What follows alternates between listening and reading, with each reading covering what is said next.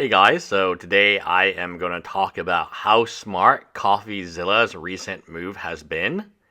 So Logan Paul has sued CoffeeZilla for defamation.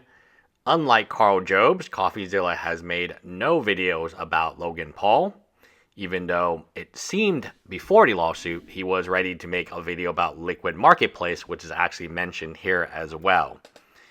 So that's very smart. If somebody is suing you for defamation, you don't want to aggravate the damages or aggravate the situation, so just don't talk about him. That's number one. So that's not everyone does that. We know Carl Jobs has not been able to control himself, and that's why the damages are the damages. So CoffeeZilla is doing everything he can to potentially mitigate the damages. I don't think he's going to lose. The other really intelligent thing that he has done here is he's kind of trapped Logan Paul. Remember Logan Paul, so he's shown Logan Paul some text messages between him and attorney Tom. The majority of it was redacted. I didn't quite understand what the point of having that much redaction is, but nonetheless, it got Logan Paul very curious. Logan Paul obviously wants, Logan Paul is being sued by attorney Tom. Attorney Tom is the attorney in that. He's being sued for CryptoZoo. So Logan Paul clearly wants to know, he's probably very curious as to what the redacted parts talk about. That is basically two cases. So Logan Paul is thinking, two birds with one stone.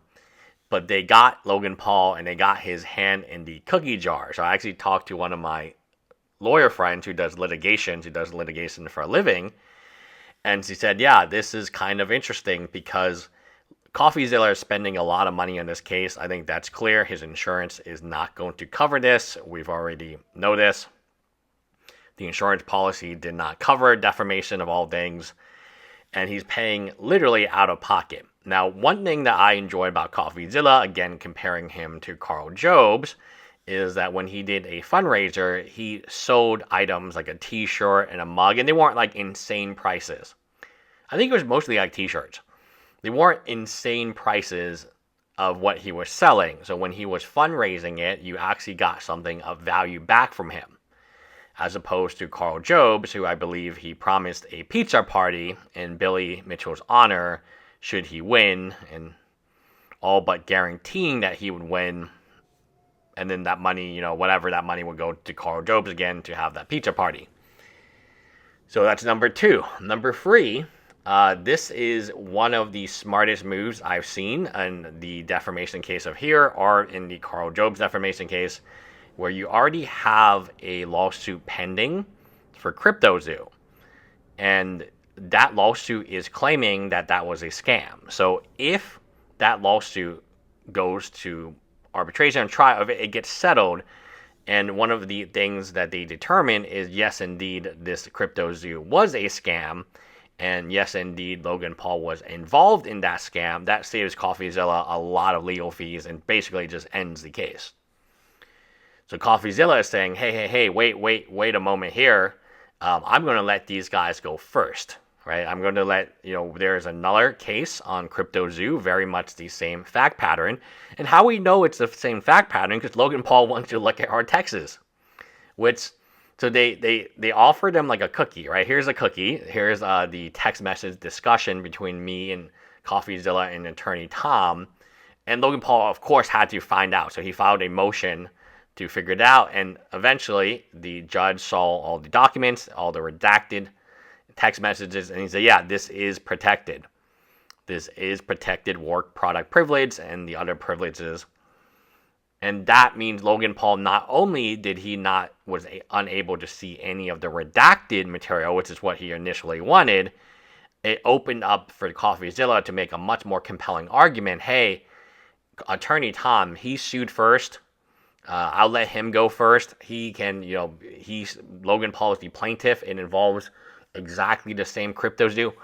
I was a little bit worried about CoffeeZilla for a little bit, but then this was the overall plan, was to have attorney Tom and the class action sue against Logan Paul, do the facts, and then figure out where they stand, saving CoffeeZilla. Even if attorney Tom loses, it will save CoffeeZilla a lot of money, and it's almost like a war. he's going to be battling and getting weaker. So Logan Paul, even though he has a lot of money, he doesn't necessarily have more time than any other human being, right? So you could say Logan Paul is richer than most human beings, but he doesn't have more time, and he's going to need time to battle Attorney Tom. And probably most importantly, it would put him in the mindset of defense, right? Because in that case, he is the defendant, not the plaintiff in the CryptoZoo lawsuit. So this was a masterful move, because if the judge agrees, and I agree with CoffeeZilla here, I think this would be interesting. If they resolve the CryptoZoo case, the CryptoZoo lawsuit against Logan Paul first, would that save a lot of deposition time? Would that save a lot? Yeah, absolutely, it would save a lot of money, because you're basically laying down the fact patterns, right? It shouldn't be that much different. CryptoZoo and how Logan Paul and what he text messaged and what he said to his subordinates and Eddie Abinez and Jake Greenbaum, and all this information, which costs a lot of money to do in deposition, could just be taken straight from the Attorney Tom case, because it should be identical. So from Logan Paul's perspective,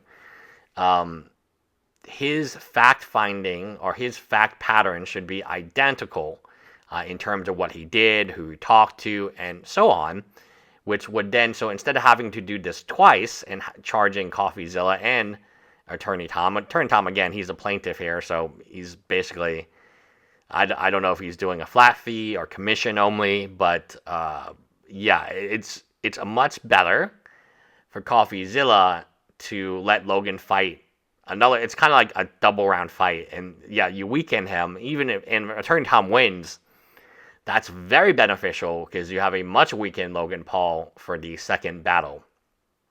So what they did was incredibly intelligent. They just cookie trapped him, and he got his hand stuck in the cookie jar, and now he can't get out. Of course, I fully expect Logan Paul to then try to respond to this motion, right? But if it happens, then CoffeeZilla is scot-free. Now, will CoffeeZilla then make 20 videos about Logan Paul and how he's a bad guy? And no, he's not going to do that, because the way that CoffeeZilla and his lawyers have done, and you can compare it to Carl Jobs and his lawyers, has been very good. They have a plan.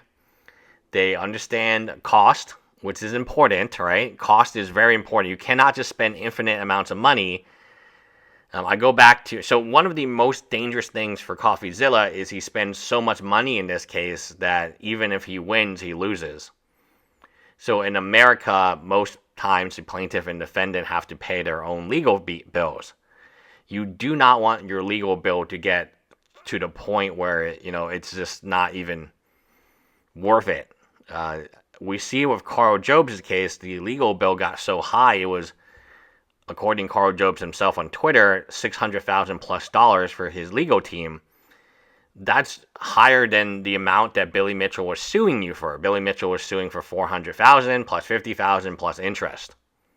So discounting the fact that Billy Mitchell's attorney fees, who knows how much that is, you could have just settled the case. It would have maybe been better to represent yourself and just give him all the money. So from a financial standpoint, I understand there's reputations, there's hurt feelings, there's high emotions. So CoffeeZilla is just doing so much of a better job. You don't need to worry about CoffeeZilla's legal team.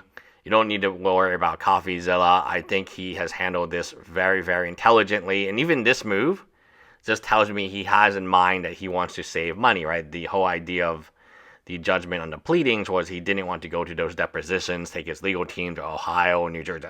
Logan Paul is going to try everything he can to make this as expensive as he can.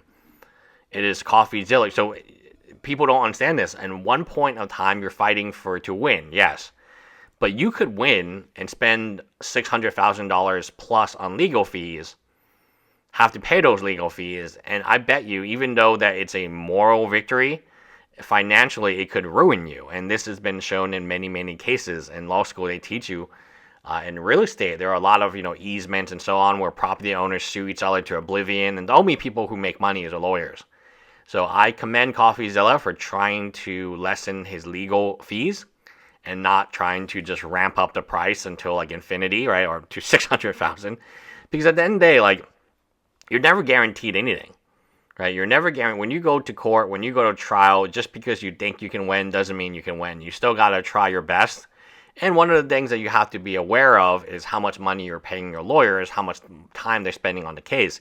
If there is a way to pause the case or suspend the case or wait until another case resolves, which will help you with your case in either the fact patterns or maybe even the verdict itself is favorable to you, then that's very, very good. And that's why in many, many times there will be a criminal case. And in the criminal case, it's the government who pays for those lawyers, right? The prosecutor is paid by the government, which is paid by us, the taxpayer. So if you look at OJ is not a good example. OJ is a famous example. So I will use this. So you look at OJ, it's a criminal case. OJ did win, but the prosecutor did find some information that was helpful later for the civil case. Because when you're being charged for a crime or in civil court, the facts should be pretty much the same, right? And if in the criminal case they determine this XYZ facts, then in the civil case, those facts could also be applied there. So that is exactly CoffeeZilla's plan. It is a brilliant plan, and it actually will probably save him a lot of money in the long run, should the judge, and I hope the judge does approve it, because I agree with CoffeeZilla and his attorney and his legal team that there's really no reason that, outside of just billing the shit out of Attorney Tom and CoffeeZilla, that they need to I mean Logan Paul sent this text message. He sent the fact pattern in both cases as for Logan Paul himself should be identical, right? It would be very bizarre if he sent like if he had different text messages in the CryptoZoo case where he's a defendant, and now in this case where he is the plaintiff, right? They should be it's kind of like, why are these text messages? They should be the exact same facts that he would be presenting. Anyway, let me know what you guys think in the comments below. I think that CoffeeZilla's team has done a very good job. He's not spoken about Logan Paul since the lawsuit. Attorney Tom has done something similar. And yeah, that's how it should be. It's not always the case. Sometimes you have a client who wants to make 20 plus videos. But yeah. Anyway, let me know what you guys think. Please like this video and give it a thumbs up and subscribe if you are not. Thank you.